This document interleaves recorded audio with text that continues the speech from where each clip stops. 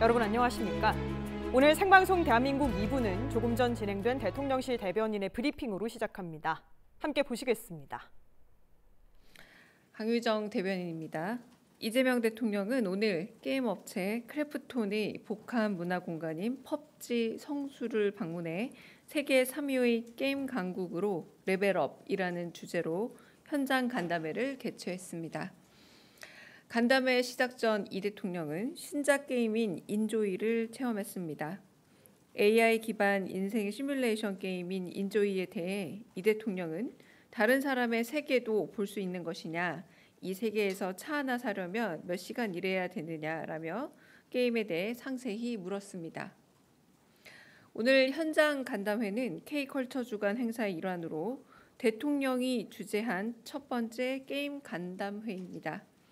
게임은 미래 핵심 문화 산업이라는 주제로 게임사 대표, 게임 음악 번역 전문가, 청년 인디 게임사 대표, 게임 인재원 학생 등 업계 관계자들을 만나 현장의 이야기를 듣기 위해 마련되었습니다. 이재명 대통령은 대한민국을 세계적인 문화산업 국가로 만들자며 문화산업의 중요한 부분이 바로 게임 분야라고 강조했습니다. 이어 게임에 대한 인식과 마인드셋이 바뀔 필요가 있다며 게임에 대한 몰입도를 산업으로 재인식해 지원할 필요가 있고 이를 국부 창출과 일자리 마련의 기회로 만들자고 제안했습니다. 이재명 대통령은 게임 업계가 요구하는 탄력적 노동시간 운영에 대해 양면이 있다면서 개발자, 사업자의 요구와 함께 고용된 노동자들이 혹여라도 소모품처럼 여겨져서는 안 된다며 정책 판단의 문제로서 양측의 의견을 모두 반영해 지혜롭게 해결해야 한다 말했습니다. 이어진 비공개 토의 시간에 김택진 NC소프트 대표는 주변 국가의 경쟁이 심해졌지만 AI 기술 등을 통해 작은 회사의 창의력을 증대할 기회가 생기기도 했다며 산업으로서의 게임이 진흥될 필요성을 강조했습니다. 김정욱 넥슨 대표는 게임도 전략 품목이 되어야 한다면서 혁신을 통한 글로벌 진출을 위한 인식 개선의 필요성을 강조했고 인디게임 업체 원더포션의 유승현 대표는 작은 규모의 지원이라도 보다 많은 팀들에게 제공되면 효과적일 수 있다 제안했습니다. 이재명 대통령은 참석자들과 노동시간 집약적인 작업, 문화 콘텐츠 수출 전체에서 차지하는 비중, 미래 성장 가능성, 원작 저작권과 멀티 유즈 여부 등을 꼼꼼히 짚어가며 지원 확충이나 규제 완화의 필요성에 대해 깊이 있는 토론을 격의 없이 나눴습니다. 이상입니다. 대통령실 대변인의 브리핑 듣고 오셨는데요.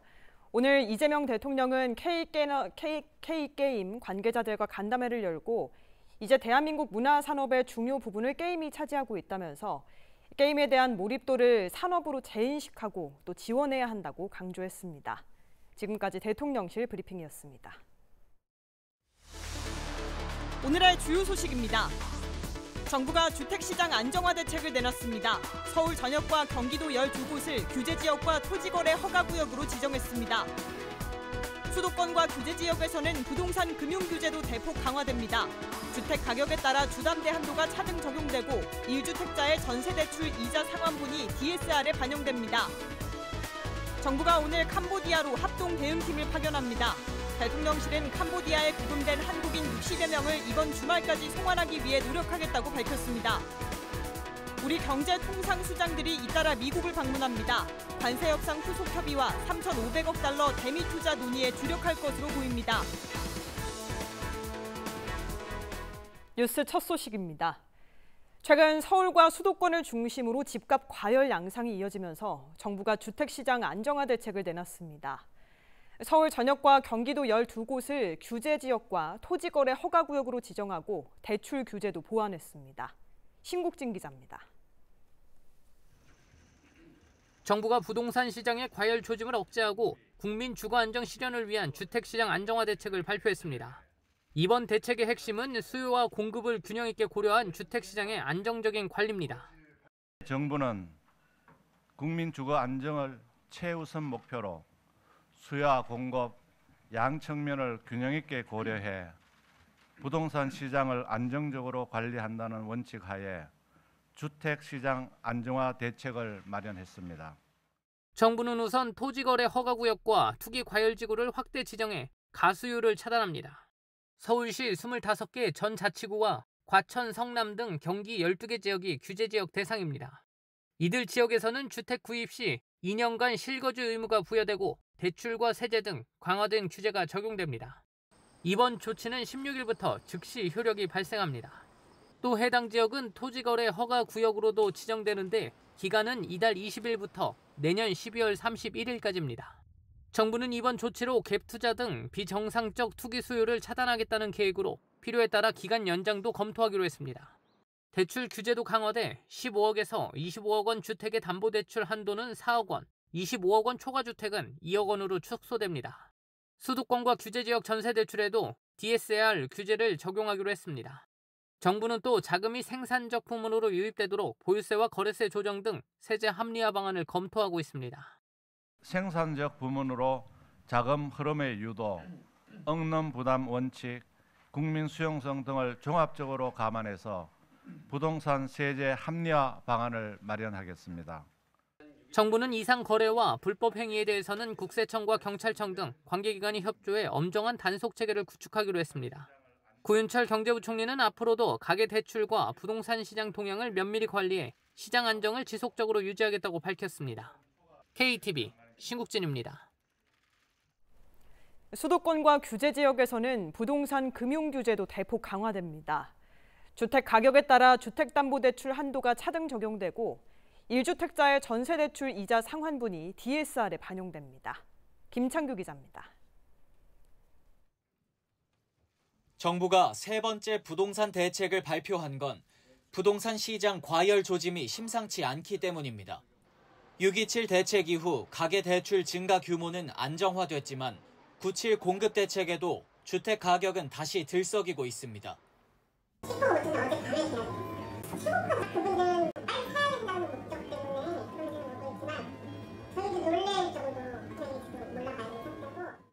서울 마포구와 성동구 등 이른바 한강벨트를 중심으로 집값은 오름세를 보입니다.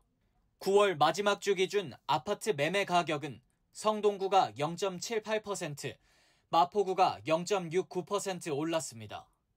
해당 지역에서는 토지거래 허가구역 확대 등 추가 규제가 예고되면서 주택 매수에 불을 붙였습니다. 계약서를 빨리 미리 써야 되는 그런 분위기죠. 계약서 하나 썼고요. 지금도 하나 써봐요. 매수 심리가 서울 전역과 인근 경기도 지역까지 번지자 정부는 더 강력한 대출 조이기에 나섭니다. 확고한 주택시장 안정을 위해 대출 수요에 대한 관리를 더욱 강화해 나가고자 합니다. 핵심은 대출을 활용한 고가주택 구매 수요를 억제하는 겁니다. 주택 가격에 따라 주택담보대출 한도가 차등 적용됩니다. 수도권과 규제 지역에서는 15억 초과 25억 이하 주택의 주담대 한도가 기존 6억 원에서 4억 원으로 25억 원을 넘는 주택은 2억 원으로 각각 낮아집니다. 대출 한도 축소 효과를 내는 스트레스 금리 하한도 현행 1.5%에서 3%로 높아집니다. 금리 인하 기대감에 따른 집값 상승 요인을 견제한다는 게 금융위원회 설명입니다. 전세를 끼고 집을 사는 이른바 갭 투자를 억제하기 위해 전세 대출에도 총부채 원리금 상환 비율 DSR 규제가 처음 적용됩니다.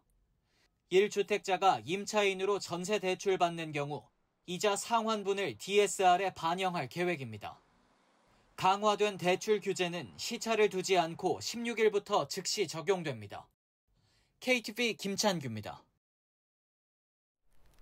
정부는 과열된 부동산 시장 상황이 안정될 때까지 강도 높은 자금 출처 조사를 실시하기로 했습니다. 보유세와 거래세 조정 등을 담은 부동산 세제 합리화 방안을 검토하고 9.7 주택 공급 확대 방안 이행에도 속도를 높입니다. 보도에 이리나 기자입니다. 정부는 부동산 세제에 대해서도 검토에 나섰습니다. 부동산 세제 합리화 방안을 마련하겠다는 건데 세제 개편의 구체적인 방향과 시기, 순서는 부동산 시장에 미치는 영향과 과세 형평 등을 감안해 조율할 것이라고 밝혔습니다. 이를 위해 관계부처 TF와 연구 용역 등을 바탕으로 보유세와 거래세 조정, 특정 지역 수요 쏠림 완화를 위한 방안을 검토해 나갈 계획입니다. 부동산 시장 거래 질서를 확립하기 위한 강도 높은 조사도 실시합니다. 국토부 내에 부동산 특별사법 경찰을 도입해 부동산 범죄에 대한 신속 대응에 나섭니다. 국세청은 고가 아파트 증여 거래를 전수 검증하고 부동산 탈세 신고센터를 운영할 방침입니다. 경찰청도 전국경찰 841명을 부동산 범죄 수사단으로 편성해 이달부터 부동산 범죄 특별단속에 나섭니다. 정부는 여기에 더해 투기 수요 유입 근절을 목표로 부동산 거래 감독기구를 설치한다는 방침입니다. 국무총리 소속으로 부동산 불법행위 감독기구를 설립, 각 부처에서 수행 중인 조사, 수사의 기획 조정뿐만 아니라 전세 사기, 가격 띄우기 등 사회적 이슈에 대해서는 직접 조사, 수사하겠습니다. 정부는 앞서 지난달 발표한 주택 공급 확대 방안의 후속 조치에도 속도를 높입니다. 민간 도시정비 사업 절차, 사업성 개선을 위한 도시정비법 개정안 등 관련 20여 건의 발의를 조속히 마무리하고 연내 국회 통과를 위해 협의할 계획입니다. 또 노후청사와 국공유지를 활용한 주택 공급 세부 방안을 마련해 주요 후보지도 발굴할 예정입니다. 아울러 서울 내 노후 영구 임대주택을 분양 임대가 혼합된 2만 3천 호로 재건축하기 위한 사업 계획안도 마련하기로 했습니다. 수요와 공급량 측면에서 국민들께 약속드린 과제들을 흔들림 없이 추진하여 주택시장의 수급을 안정화시키고 이 밖에도 국토부는 수도권 신규 택지 3만 호 입지 발표를 추가로 검토하고 수도권 공공지원 민간 임대주택을 2027년까지 10,000호 착공을 위한 기금 출자 심사와 신규 공모를 올해 안에 착수할 계획입니다. KTV 이리나입니다. 다음 소식입니다. 정부가 한국인 대상 납치 감금 범죄가 벌어지고 있는 캄보디아로 합동 대응팀을 파견합니다. 대통령실은 캄보디아에 구금된 한국인 60여 명을 이번 주말까지 송환하기 위해 노력하겠다고 밝혔습니다. 이혜진 기자의 보도입니다. 김진아 외교부 2차 관일단장으로 경찰청, 법무부, 국가정보원이 함께하는 정부 합동대응팀이 캄보디아로 출국합니다. 합동대응팀은 현지에서 캄보디아 고위급 인사와 면담을 추진하고 있습니다. 현지에서 한국인 대학생 고문 사망 사건 관련 수사 협조를 촉구하고 부검 운구와 공동조사 관련 논의를 진행할 걸로 보입니다. 캄보디아 당국이 단속을 벌여 구금된 한국인 송환 계획에 대해서도 협의할 전망입니다. 구금된 한국인은 60여 명으로 파악돼 있습니다. 위성락 국가안보실장은 이 60여 명을 늦어도 이번 주말까지 송환하고자 한다고 밝혔습니다. 지금 가장 중요한 일 중에 하나는 현재도 그 안에서 감금 상태에 있을 가능성이 있는 또 소재가 파악되지 않은 분들을 신속히 한국으로 귀국시키는 겁니다. 이러한 전반적인 노력을 위해서 캄보디아 당국과 적극적인 공조 체제를 구축하는 것이 중요하다고 봅니다. 관건은 캄보디아 측과 절차적 협의가 얼마나 빨리 진전되느냐입니다. 위 실장은 구금된 한국인의 국내 송환 후에는 사법 조치를 취하고 이들이 다시 돌아갈 수 없도록 캄보디아 측에 협조를 구하겠다고 밝혔습니다. 특히 취업 사기에 현혹돼 자발적으로 캄보디아로 가는 일이 재발하지 않게 범부처 차원으로 노력할 방침입니다. 관계부처가 캄보디아 사태에 대응 중인 가운데 외교부는 캄보디아 취업 사기 감금 피해 대응 전담 TF를 발족했습니다. TF 팀장인 박일 전 주 레바논 대사는 캄보디아에 체류하며 현지 공관의 관련 업무를 총괄하고 당국과 긴밀히 협력할 예정입니다. 외교부는 캄보디아 내 감금 피해로부터 우리 국민을 보호하기 위해 가용한 모든 역량과 자원을 총동원해 대응해 나가겠다고 밝혔습니다. KTV 이혜진입니다. 우리 경제통상수장들이 잇따라 미국을 방문합니다. 관세 협상 후속 협의와 3,500억 달러 대미 투자 논의에 주력할 것으로 보입니다. 문기혁 기자입니다. 한미양국은 지난 7월 상호관세를 25%에서 15%로 내리고 우리나라가 3,500억 달러 대미 투자 펀드를 조성해 마스가 프로젝트 등에 투입하기로 했습니다. 하지만 양국은 3,500억 달러 운용 방안을 놓고 이견을 보이고 있습니다. 미국은 전부 직접 투자해야 한다고 요구하고 있지만 우리는 국내 외환 시장 충격 등을 우려하며 직접 투자 비중을 조정해야 한다는 입장입니다. 우리 정부는 무제한 한미 통화 스와프 체결과 투자처 선정 관여권 보장 등을 담은 수정안을 미 측에 전달한 걸로 전해졌습니다. 미국 측도 이후 새로운 대안을 제시한 걸로 알려졌습니다. 이런 가운데 우리 정부 경제통상수장이 나란히 미국을 방문합니다. 먼저 구윤철 경제부총리 겸 기획재정부 장관은 G20 재무장관 중앙은행 총재 회의 등에 참석하기 위해 미국으로 향했습니다.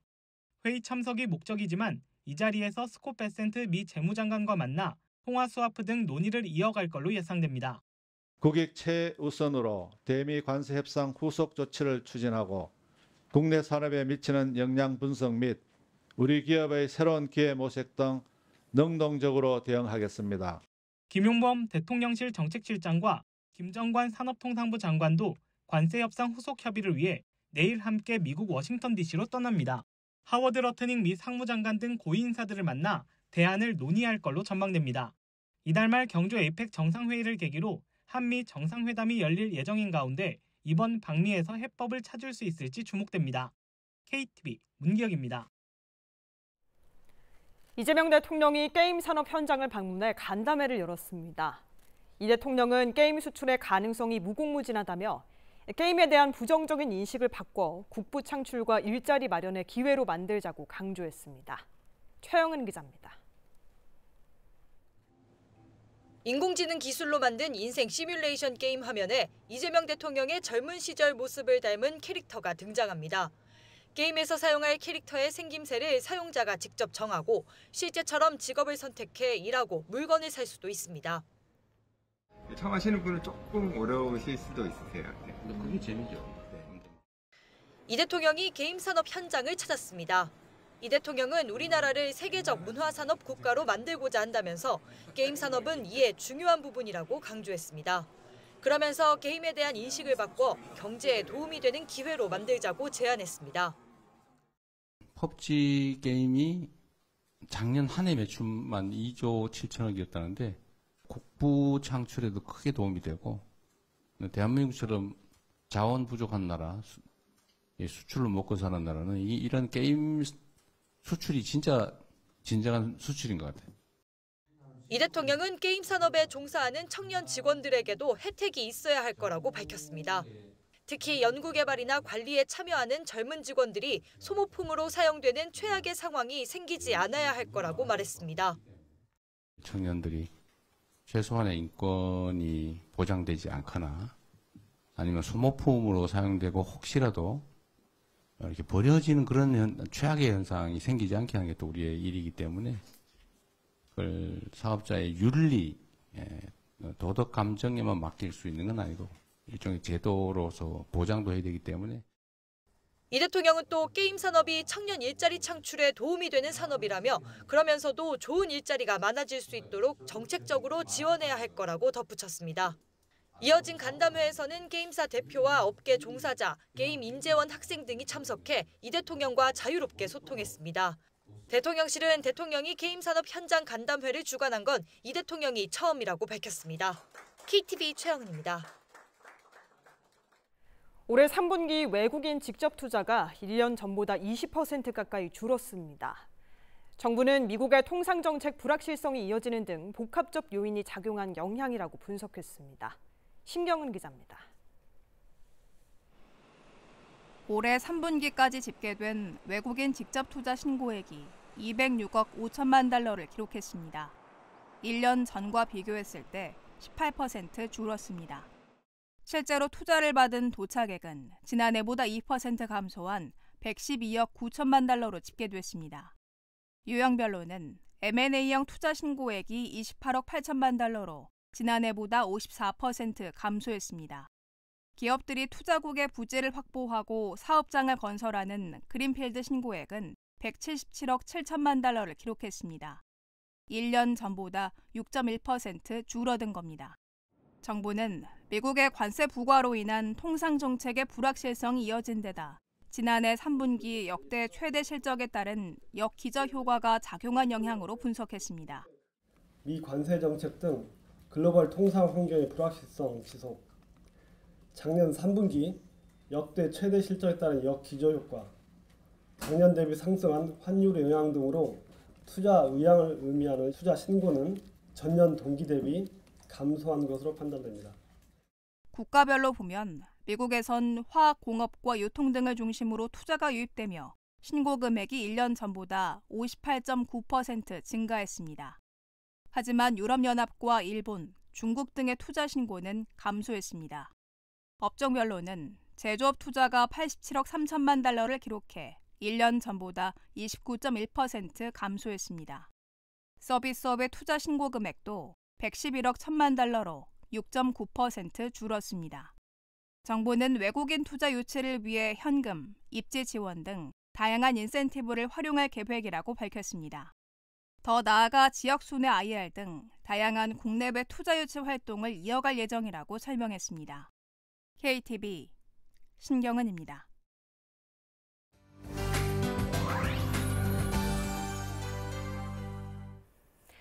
세계 소식을 한자리에 모아 전해드리는 글로벌 이슈 시간입니다.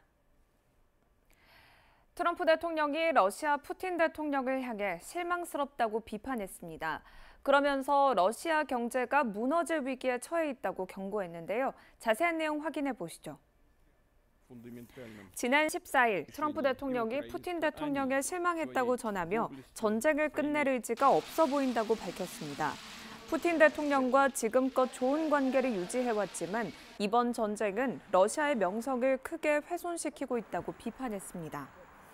그러면서 이로 인해 러시아 경제가 붕괴 위기에 직면해 있다고 밝혔는데요. 최근 러시아 주유소에는 긴 줄이 늘어서 있다며 전쟁이 푸틴 대통령과 러시아에 큰 타격을 주고 있다고 경고했습니다. Look, I'm very disappointed because Vladimir and I had a very good relationship, probably still do. I don't know why he continues with this war. This war has been so bad for him. He's got to really settle this war. And you know, they have long lines waiting for gasoline in Russia right now, right? They have long lines. Who thought that was going to happen? And all of a sudden his economy is going to collapse. 한편 트럼프 대통령은 오는 17일 워싱턴에서 젤렌스키 대통령과 회담을 열고 우크라이나의 방공망 강화와 장거리 타격 역량에 대한 지원 방안을 논의할 예정입니다.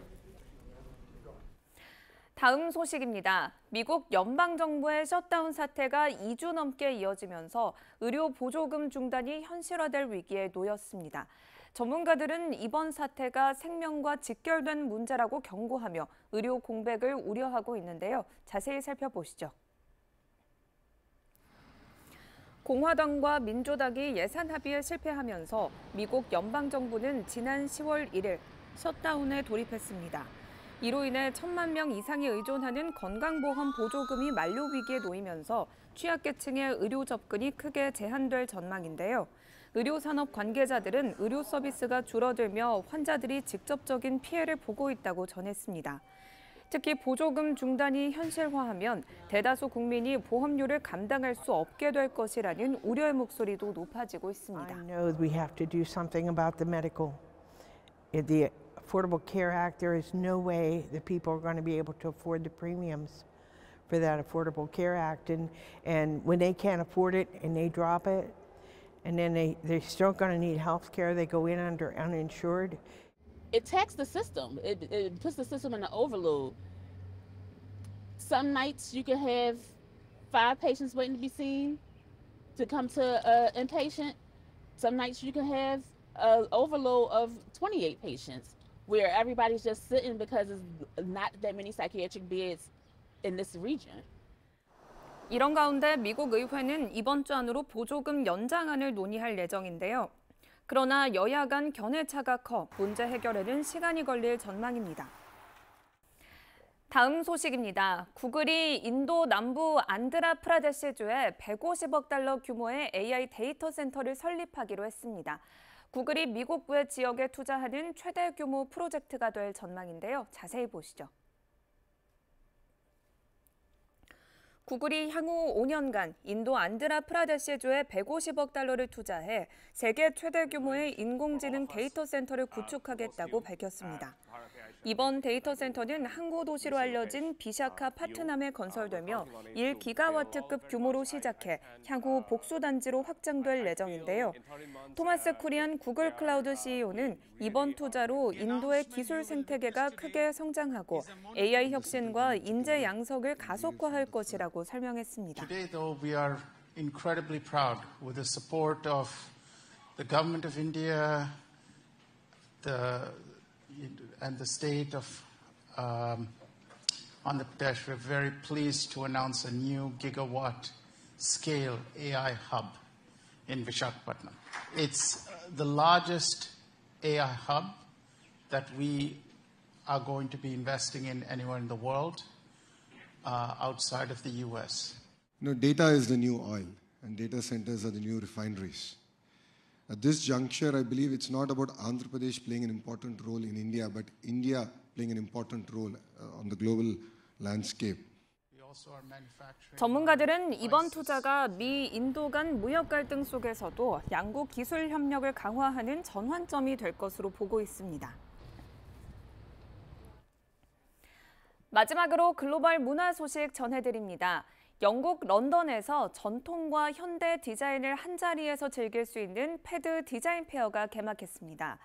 자연 소재를 활용한 가구와 실험적인 조형 예술이 주목받고 있는데요. 함께 만나보시죠.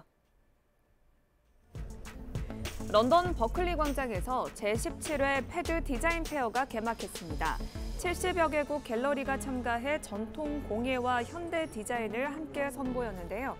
이번 전시회는 도자기 의자, 곤충 수지로 만든 조명 등 조형미와 실용성이 모두 갖춘 작품들이 관람객의 눈길을 끌었습니다. PAD is the big design fair, bringing together not only the best of the galleries, but also the youngest one.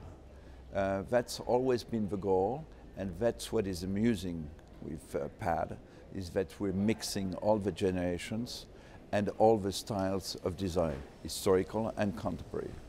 We have a selection of beautifully crafted design pieces and objets as well. So everything is made with love and passion and very authentic, original, beautiful pieces. 전시 관계자는 이번 전시를 통해 일상 속에서도 예술을 경험할 수 있음을 엿볼 수 있다고 말했습니다. 지금까지 글로벌 핫 이슈 전해드렸습니다.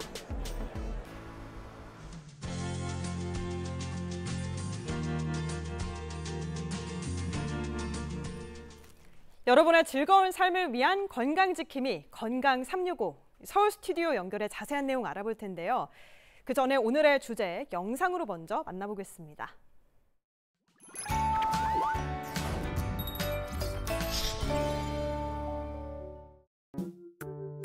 아, 됐다. 깜짝이야. 너무 가려워. 소미야, 왜 그래? 척척 박사 퓨리 등장. 뭐? 아토피 피부염이라고? 간질간질 피부가 간질 따끔따끔 피부가 따끔 아우 가려워 따가워 이것만 기억해요 이것만 따라해요 카펫 안 돼요 진먼지 진드기 안 돼요 목욕은 매일 보습제는 3번 피부는 긁지 말고 촉촉하게 걱정 말고 따라하면 가려움도 뚝 따끔함도 뚝 이것만 기억하면 피부는 언제나 맑음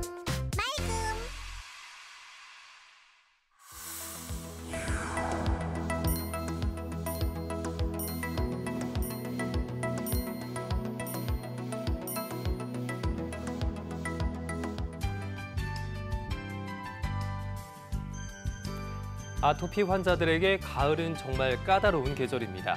아는 만큼 좋아지는 아토피 피부염 관리 방법.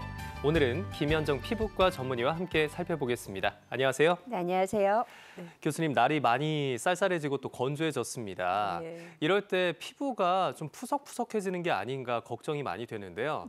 특히나 궁금한 게 우리 피부과 전문의 교수님들은 피부 관리 어떻게 하시는지가 궁금해지네요. 저희는 그냥 딱 두 개입니다. 잘 씻고 잘 바르자라고 설명을 드리는데요. 지금처럼 가을이 되면 미온수로 좀 깨끗하게 피부를 약산성 세정제를 씻어주고요. 네.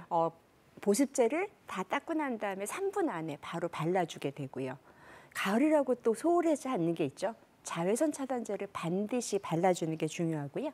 그다음에 너무 이제 뜨거운 히터 바람 같은 게 피부를 건조하게 만들기 때문에 항상 습도를 40에서 60% 정도로 유지하는 환경관리, 피부 관리를 하는 것이 저희만의 꿀팁입니다. 잘 씻고 바르고 너무 건조하지 않게 만들어주시는 것이 저희의 팁이죠. 네, 잘 씻고 잘 발라라. 요 정도만 기억하면 된다라고 말씀해 주셨는데 여기서 한 가지 더 궁금한 게 있습니다.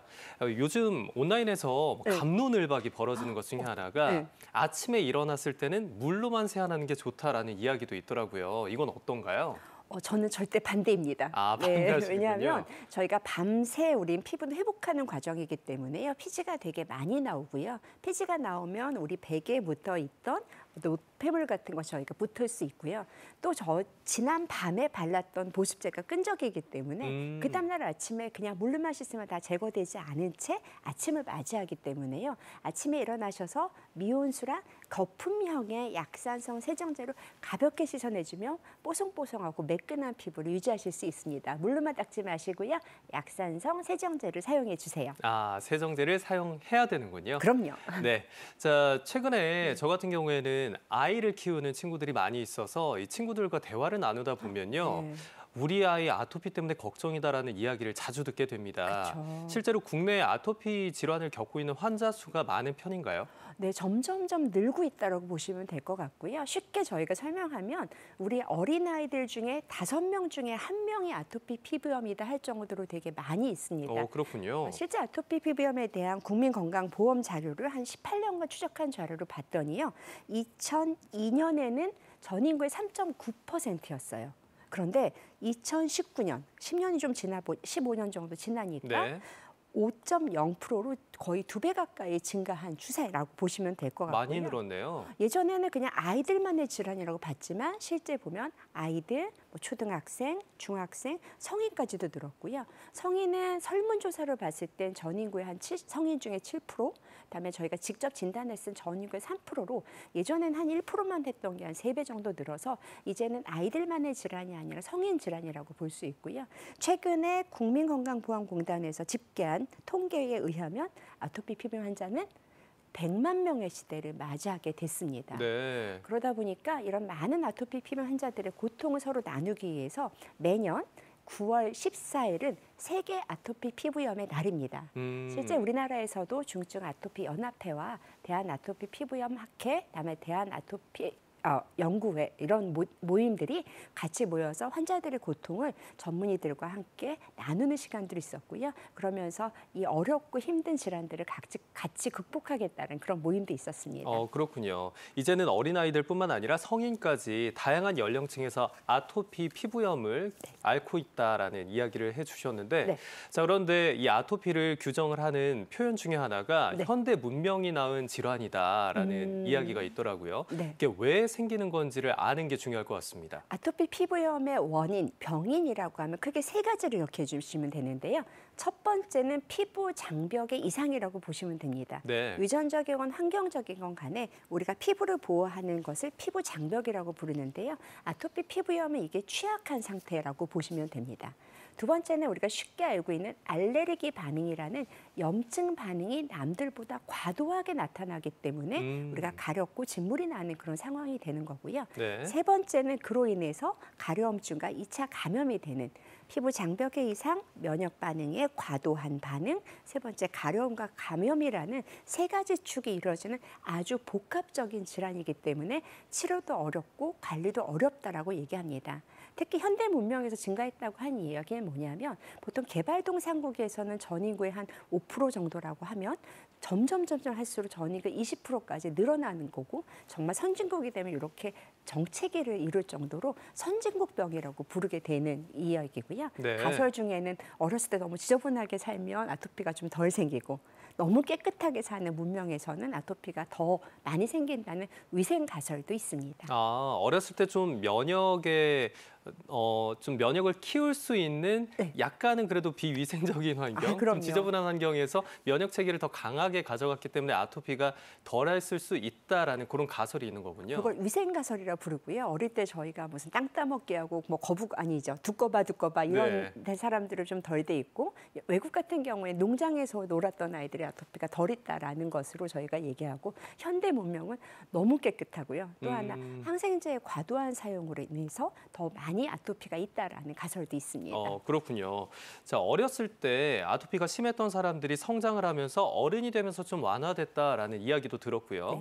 또 때로는 어렸을 때는 없었는데 성인이 되면서 아토피 증상이 나타났다 이러는 사람들도 있더라고요. 왜 그러는 건가요? 아토피 피부염이 되게 복잡하다고 말씀을 드렸잖아요. 그 원인들이 유전적인 요인하고 환경적인 요인이 복합적으로 나타나는 겁니다. 따라서 유전적인 성향이 강해서 아기 때부터 막 있었던 사람들이 점점 환경 관리와 피부 관리를 잘해서 좋아지는 경우도 있고요.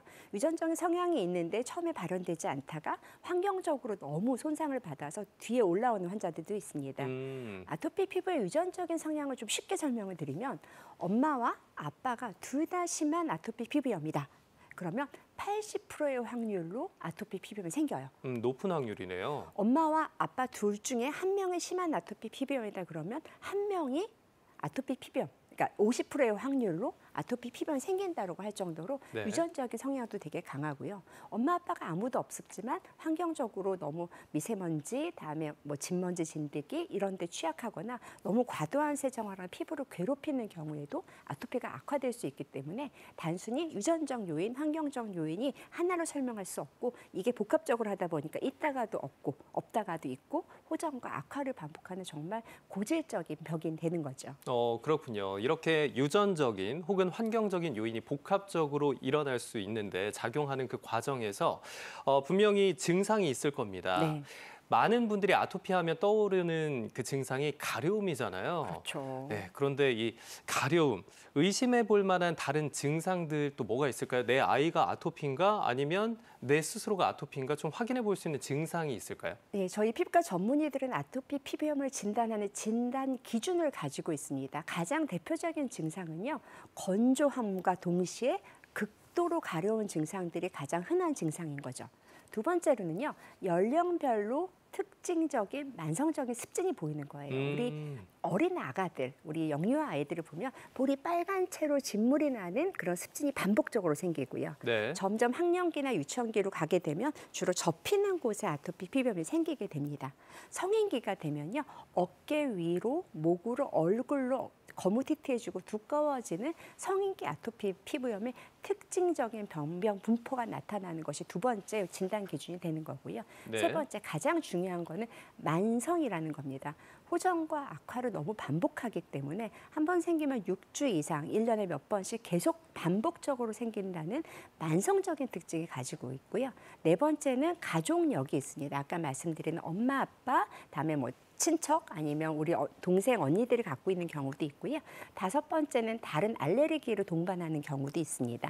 알레르기, 비염, 천식 이런 것들도 동반하기 때문에 그 많은 진단 기준 중에 특징적인 건조와 가려움증, 습진의 분포, 만성, 알레르기, 기왕력, 가족력을 다 종합적으로 보고 이 환자는 아토피 피부염입니다 라고 의심하고 진단하게 됩니다.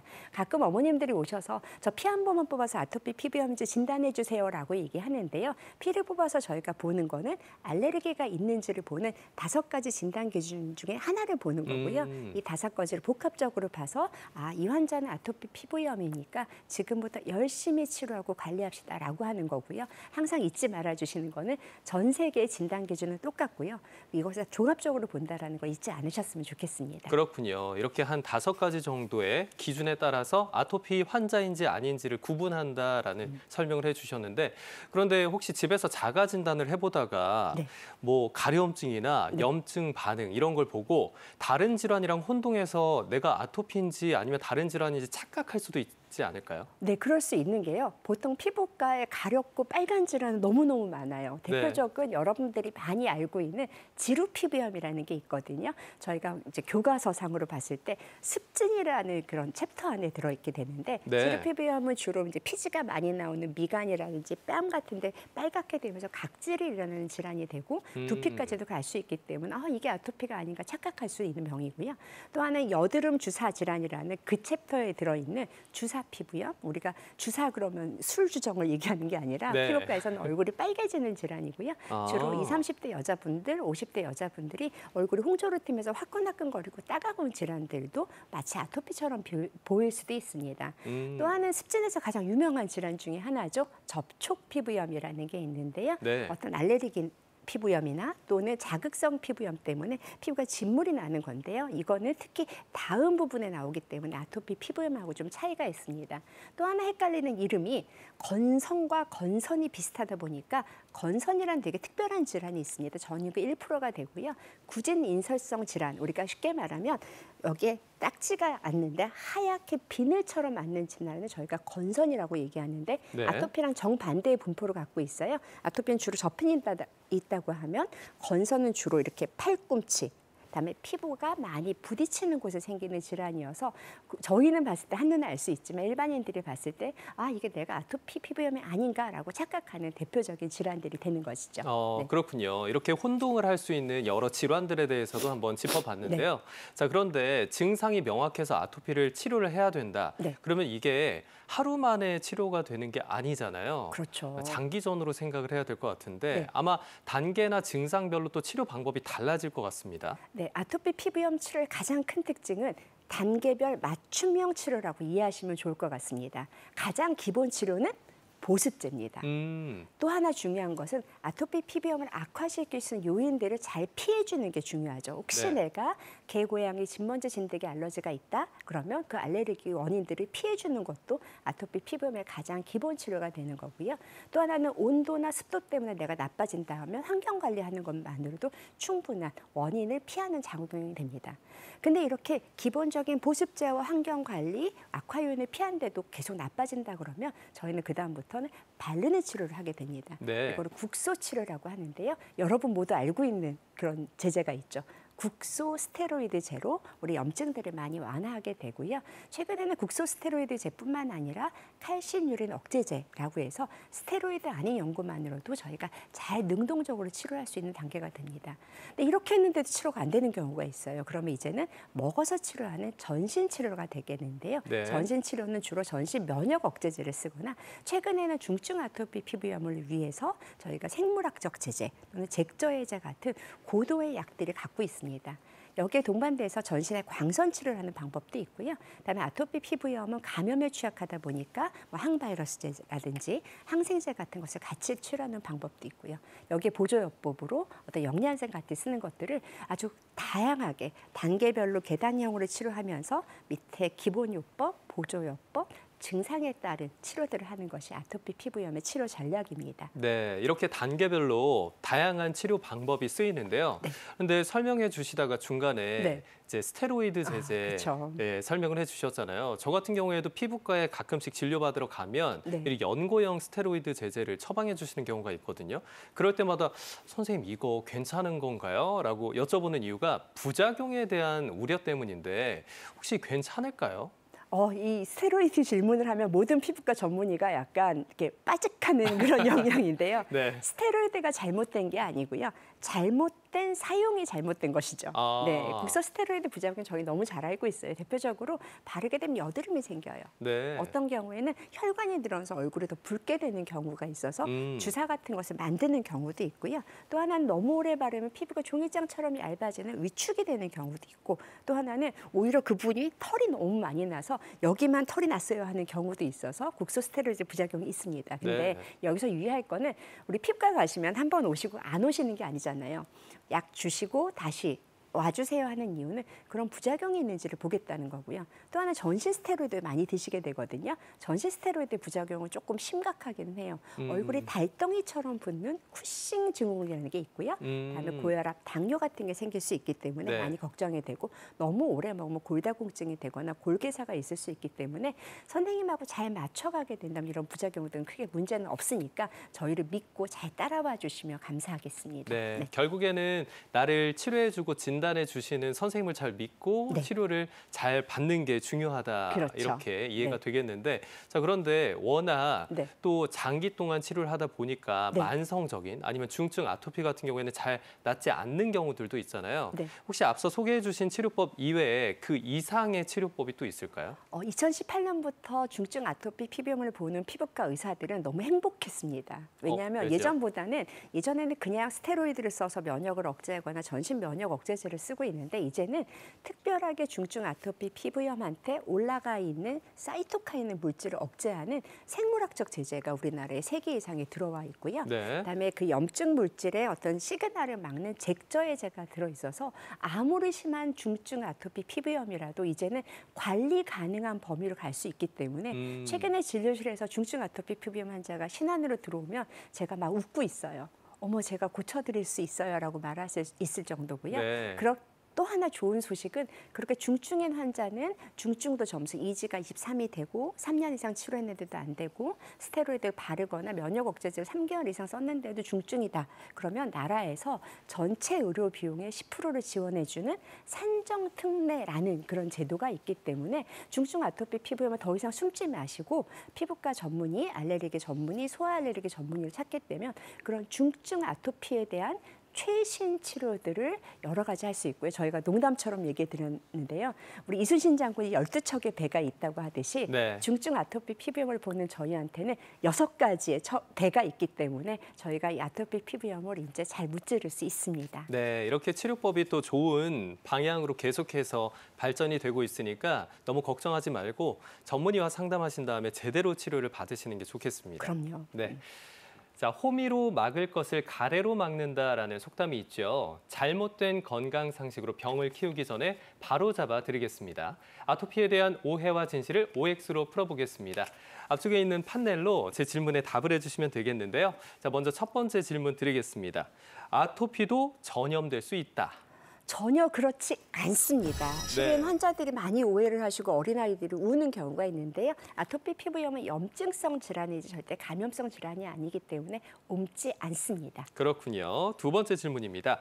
가정용 조사기라고 하죠. 광선치료용 조사기, 아토피에 효과가 있다.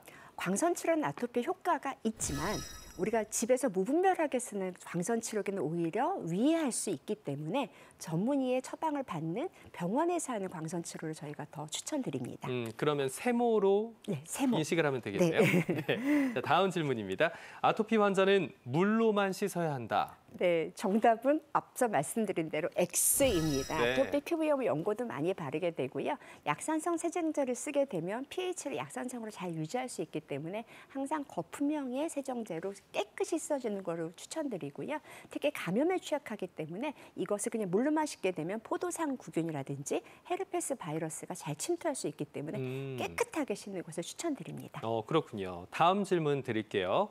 소아 아토피 무항생제 음식 먹이지 않아도 된다. 먹이지 않아도 된다? 네, 맞습니다. 너무 우리 아토피 피부염 그러면 먹을 것만으로 조절하겠다는 오해를 하게 되는데요. 앞서 설명드린 대로 3가지 병인들을 잘 조절해야 되는 거지 뭐 무항생제 음식, 단독 음식만을 치료하겠다라는 것은 잘못된 상식입니다. 네, 다음 질문입니다. 비타민 D는 아토피 개선에 도움이 된다. 네, 정답은 O입니다. O군요. 아토피 피부염의 보조 요법이라 하는 것이 대표적으로 3가지가 있는데요. 비타민 D가 부족하니까 비타민 D로 염증을 완화시키는 방법이 있고요. 그다음에 달맞이꽃 종자유를 먹는 방법도 있고 유산균도 도움이 된다는 방법이 있어서요. 이게 메인 주된 치료는 아니지만 보조 요법 중에 하나로 들어갈 수는 있습니다. 네. 자, 다음 질문 드릴게요. 가능한 면 소재 옷을 입어야 한다. 답은 O입니다. 네. 면 소재는 자극이 없고 통풍이 잘 되기 때문에 좋게 되는데 너무 두꺼운 면은 오히려 안 입는 못하고요. 또는 울이나 거칠거칠한 소재는 오히려 아토피 피부염을 더 가렵게 하기 때문에 면 소재, 가벼운 소재를 선택하시는 것이 중요합니다. 그러면 바람이 잘 통하는 가벼운 면 소재. 소독하기도 좋은 재재가 좋습니다. 네. 마지막 질문입니다. 공기 좋은 시골로 이사 가면 아토피는 나아진다. 이게 참 어려운 질문 중에 하나인데요. 세모라고 답을 드리겠습니다. 세모군요. 네, 우선은 공기 좋은 시골에 가면 스트레스를 덜 받아서 아토피 피부의 악화 요인 중에 하나가 없기는 하지만 오히려 뭐 꽃가루 알러지가 있거나 이런 풀의 알러지가 있는 경우는 아토피가 악화될 수 있기 때문에 공기 좋은 시골에서 즐기는 건 괜찮지만 치료를 완벽하게 할 수 있지는 않아서 정답은 세모입니다. 그렇군요. 자, 그럼 지금부터는 아토피 피부염을 어떻게 극복하고 관리해야 할지 해결책을 알려드리겠습니다.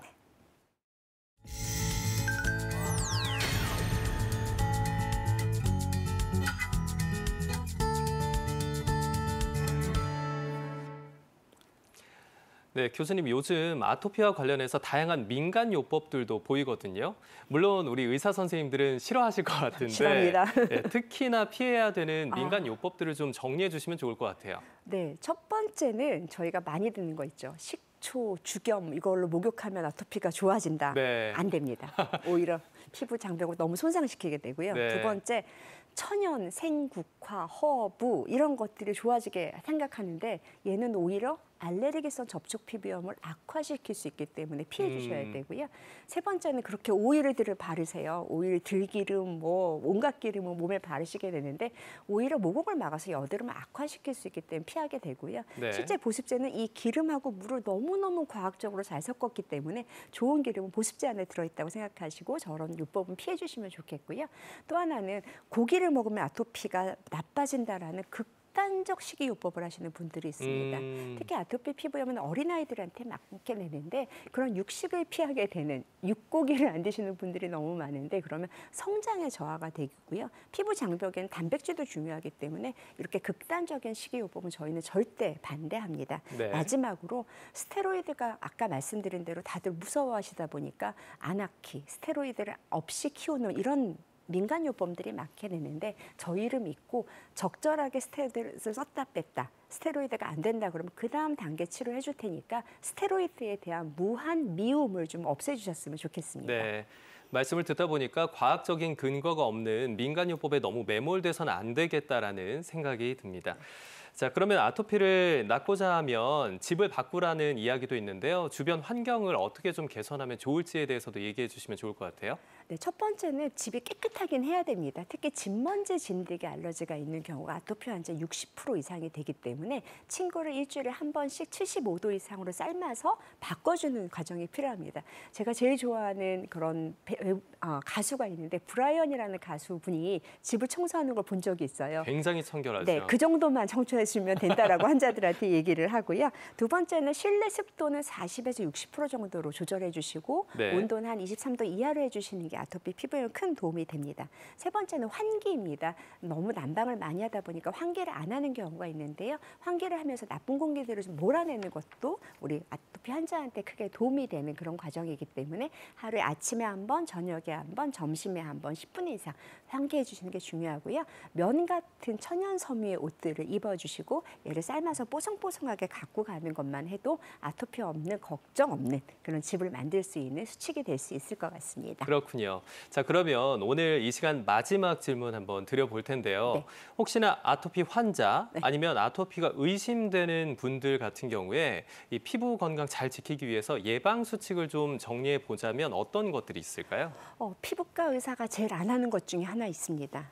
어떤 거죠? 때밀기와 뜨거운 사우나. 아, 저 되게 좋아하는데요. 첫 번째 때밀기야. 뭐 건강한 피부는 괜찮은데요. 아토피 피부염처럼 피부 장벽이 손상된 경우는 때밀기나 사우나는 절대 금지고요. 두 번째는 피부가 약하다 보니까 여드름용 화장품, 얘는 피부를 벗겨내거나 필링하는 재재가 많기 때문에 그런 자극적인 화장품을 좀 피해 주시는 게 좋고요. 네. 세 번째는 아토피 피부의 악화 요인 중에 대표적인 게 스트레스예요. 그래서 집에서 잘 쉬어주시는 것도 아토피 피부염에 큰 도움이 되고요. 직장 상사 스트레스 안 주시는 것도 큰 도움이 됩니다.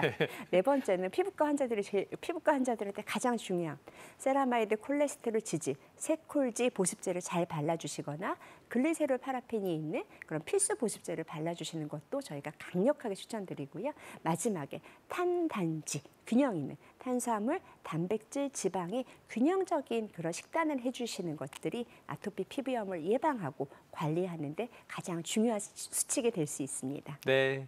시청해 주시는 분들 이런 예방 수칙 잘 기억하셨다가 준수하셔서 건강하게 피부 지키셨으면 좋겠습니다.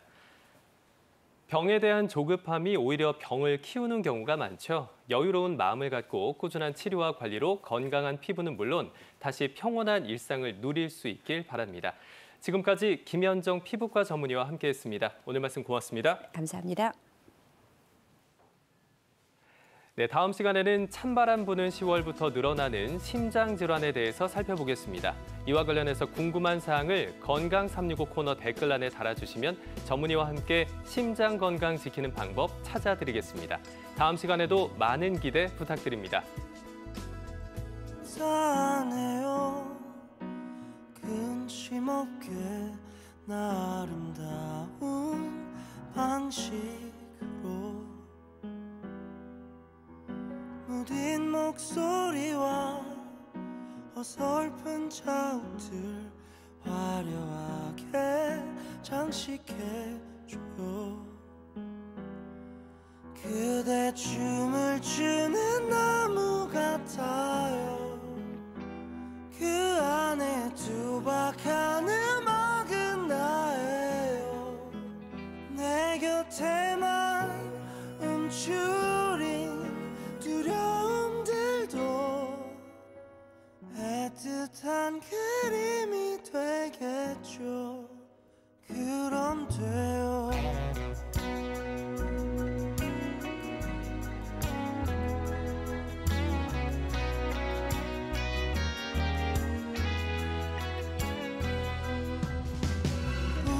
웃어줄래요. 사진처럼 수줍은 마음이 다 녹아내리게.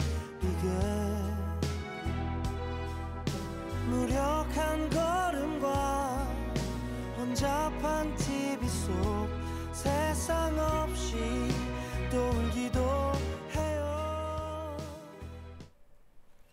오늘부터 65세 이상 어르신 대상으로 독감과 코로나19 무료 백신 접종이 시작됩니다. 연령대별로 순차적으로 진행된다고 하니까 관련 날짜 확인하시고 보건소와 위탁 의료기관에서 꼭 무료 예방접종 받으시기 바랍니다. 오늘 저희가 준비한 소식은 여기까지입니다. 시청해주신 여러분 고맙습니다.